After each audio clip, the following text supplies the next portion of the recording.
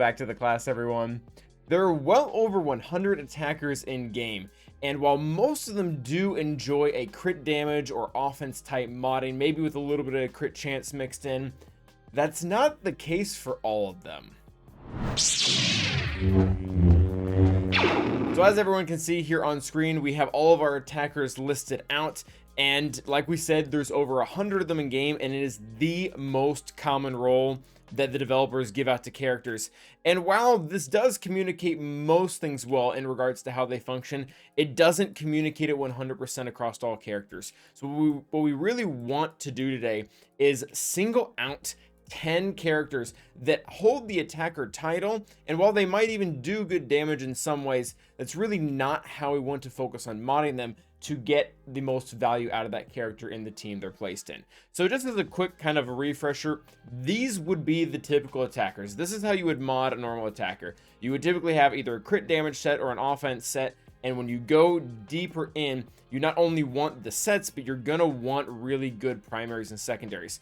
Our good friend Starkiller is a great example of this. He would have a crit damage primary here, as well as a offense secondary. You start to go around, you still have offense primaries, all kind of all over the place. Han isn't really that much different. He's going to want a crit damage set, but again, very similar theme: crit damage, offense. This is what a normal attacker would look like. There is some variation. Fennec and our good friend Dark Trooper, they want typically more of an offensive build than they do really want any crit damage, just because how they counter and what they counter doesn't really involve them or let them use critical hits, so they have more of an offensive focus. But anyways, those are our typical attackers. Now getting to the 10 characters that do want to be modded a little bit differently. First up is going to be General Skywalker. And this hopefully isn't a surprise to most people, just because he's such a cornerstone in the game by this point. And while he does enjoy an offense set because he can use some offense from there, he really wants to be tanky. Not only does he have one of the stickiest taunts in the entire game, but while he is taunting, his 501st allies can't be damaged into their health, making it so that even if the opponent has really strong AoEs or a way to avoid taunt, they can't really get around him. They have to go through him. And when you mod him for all this protection on these 4 primaries and even a defense set on top of that, it makes him hard to get through. And while that's all happening, he will still be doing some decent damage. He has an armor shred. His stats aren't quite that bad. And then on top of it, all 501st allies are going to have 50% critical damage from his lead. And then this is really the kicker. This is why you want it to take so long for him to sit.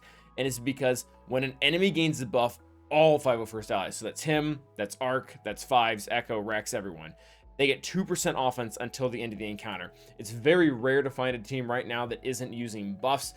Either they use a little or they use a lot, and the longer the match goes on, the stronger his team is going to get. There's also other nice opportunities, like Rex's one shot will continue to build up because it's based on max health damage. The longer that goes on in the game, the stronger that hit is going to be. And ultimately, General Skywalker, again, while he does great damage, he mostly just doesn't want to sit down. You need to make him tanky. You need to make sure that they have to go through his taunt so that the other characters can do what they need to do.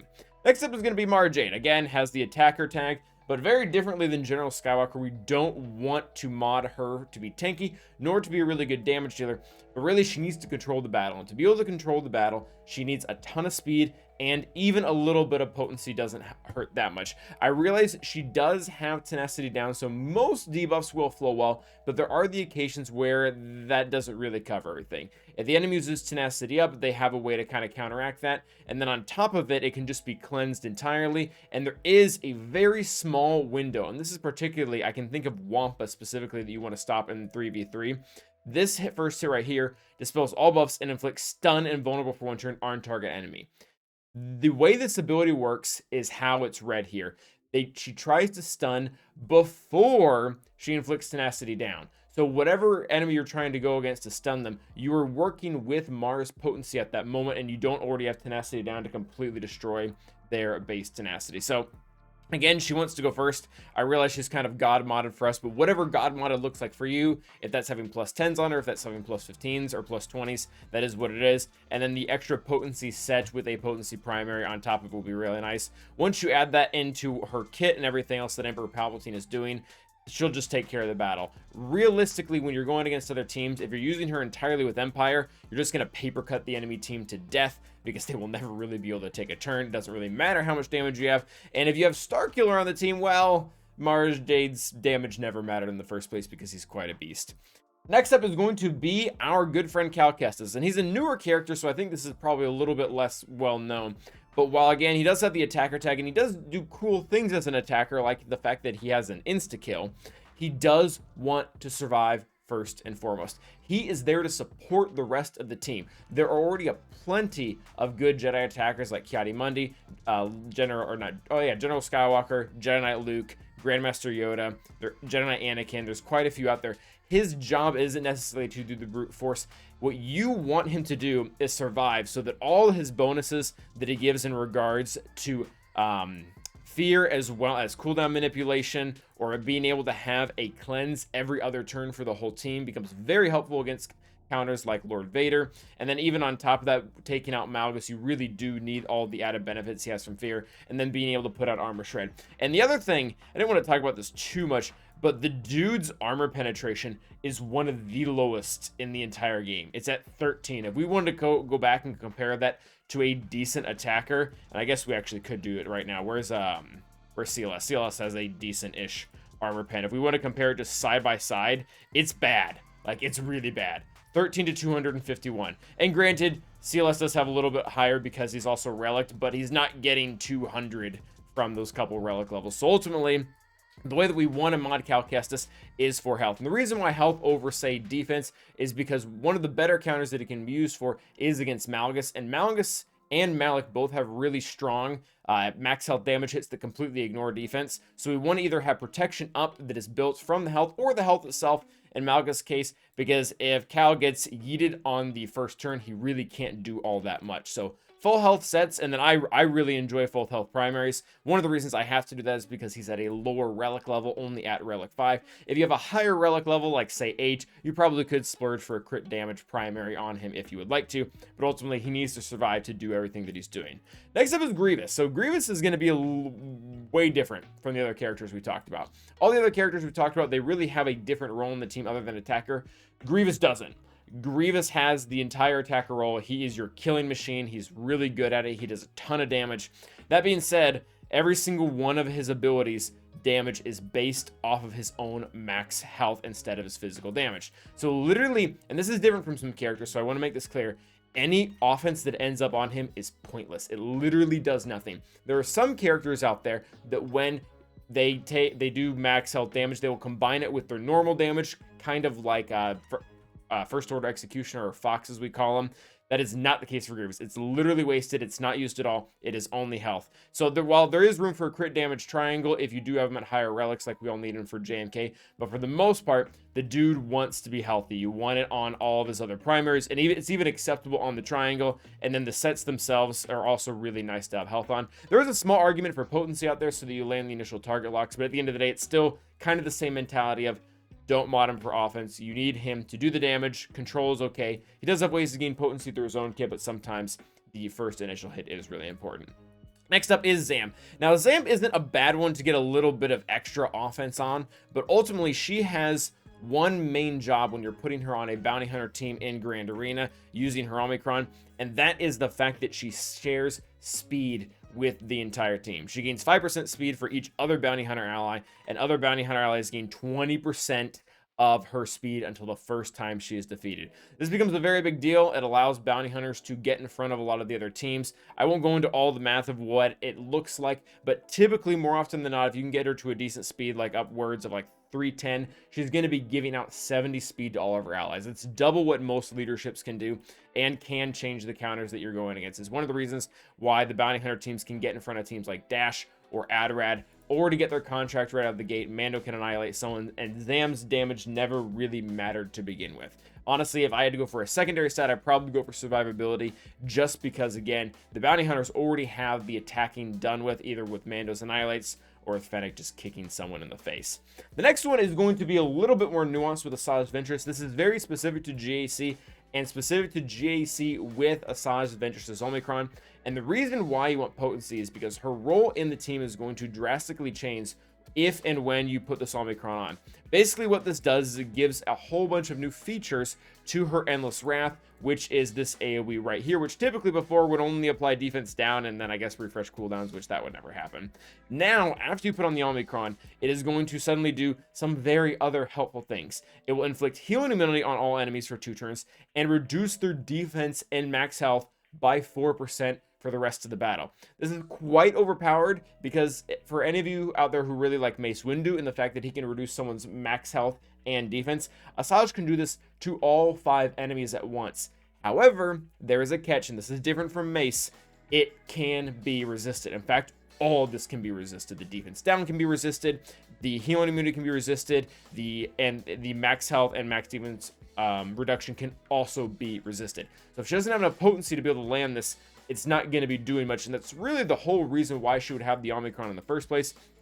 So we currently have her maxed out for potency as best we can. Her base potency sucks, so this is important to jump on there. You will get some added bonuses from both her own Omicron as well as Mother Talzin lead, but I want this to be realistically as close to 200% as possible, and the reason for that is I want it to land every single time, even on enemy characters that have high tenacity.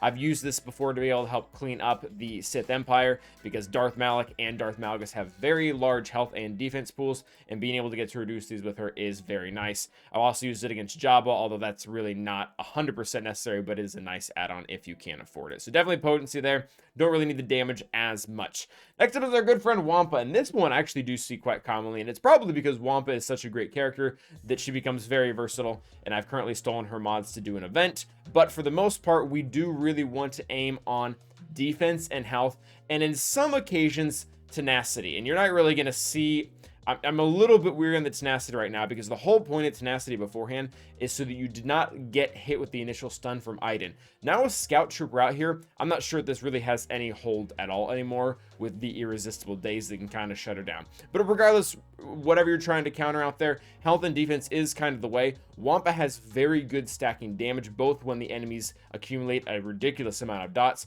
but also whenever she uses her Furious Foe ability, she is going to be gaining stacking 40% offense for the rest of the battle. That eventually will build up. You really only have one job with Wampa, and that is to survive.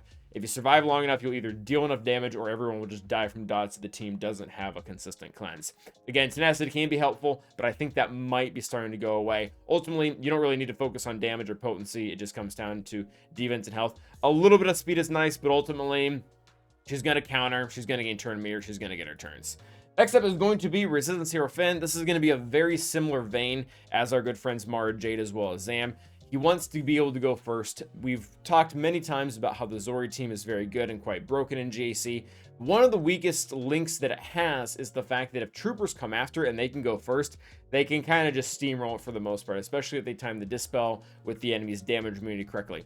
The way that you can really mess this up is by taking Finn, completely ignoring the fact that he could have offense or critical chance or crit damage or any of that, and just getting as much speed on him as possible. You'll see that mine here doesn't even have a second matching set. It does have the speed set, obviously, because that's what we're going for, but for the most part, these stats just don't really matter. I have tenacity on him, and I don't care because I just want him to go first. He does get bonus speed with Zori's unique in there, and that helps curb out a lot of those weaker, less modded trooper teams, and ultimately that's just what you want the Finn team to do. The Finn team is great at continuing going, however it needs someone to get started, and Resistance Hero Finn has the highest base speed, so as an attacker, awkwardly enough, that becomes his role in the new team, in the new meta, when we're looking at a Finn Zori Resistance team.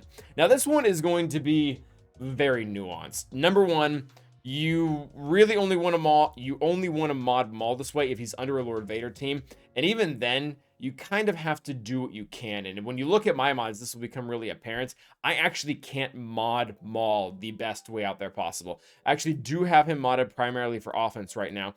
And the reason why you would want him modded for protection, because you want him to survive at least until Lord Vader's second ult. Number one, because he gets more mastery.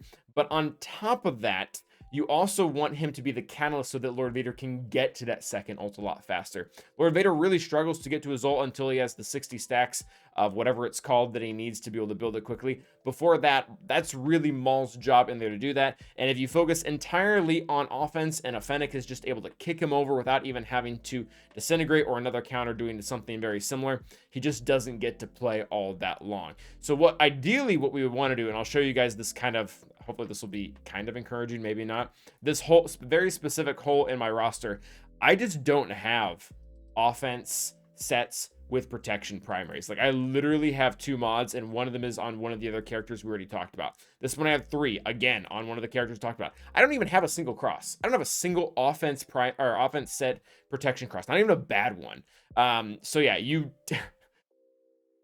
do better than me, I guess is what I'm saying. But ultimately, if I could, I would mod Maul for more protection, less offense. The offense set itself is fine. That's good. That's well and good. The health set isn't as great as a protection primary would be, because when he's under Lord Vader, he gets to convert that protection to health, and then the damage he takes when he gets anguish from that health are then converted into damage for him to use, albeit not as great as offense would have been, but still we're more focused on him surviving. Speaking of surviving and people from Dathomir, I guess we have SWGOH. SWGOH is labeled as an attacker, but ever since he got his GAC, I don't know, rework isn't the right word, GAC Omicron, he's been much better as a tank. And there are some places you can still use him with some attacking features like a crit damage triangle and an offense set when you're using him on offense to take down some teams as a solo artist. But for me and my uses, I primarily use him with Traya on defense, and I need him to tank. I need him to be, and even at R5 he does it quite well as long as he's modded correctly. And it's a very normal tank build, and that is defense sets and health primaries. If I could have all 3 defense sets, I would. Again, not all my modding is perfect. There are still some holes here and there, so we have to work with what we can.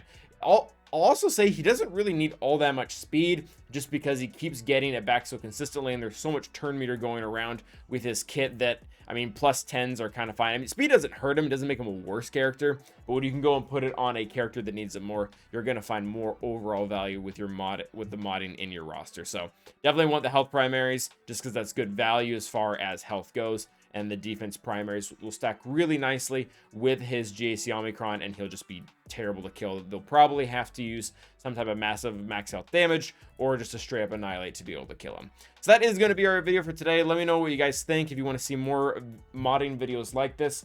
Until the next time, stay awesome.